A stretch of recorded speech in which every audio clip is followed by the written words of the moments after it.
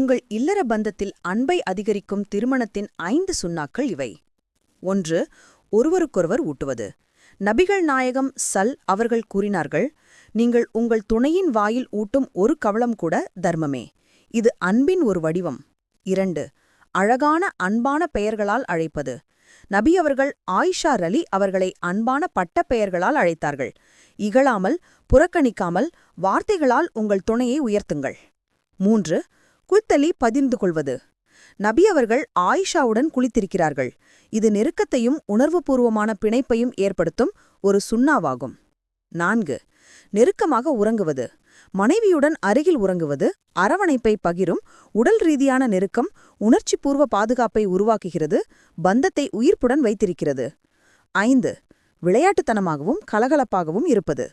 நபி அவர்கள் ஆயிஷாவுடன் ஓட்டப்பந்தயம் வைத்து கேலி செய்து சிரித்திருக்கிறார்கள். விளையாட்டுத்தனமான திருமணவை கடுமையாக மாறாமல் பாசத்துடன் நீடிக்கும். இந்த சுன்னாக்களை உங்கள் திருமணத்தில் கடைபிடித்து உங்கள் பந்தத்தை இறை நம்பிக்கை மற்றும் பாசத்துடன் ஆழமாக்கிக் கொள்ளுங்கள்.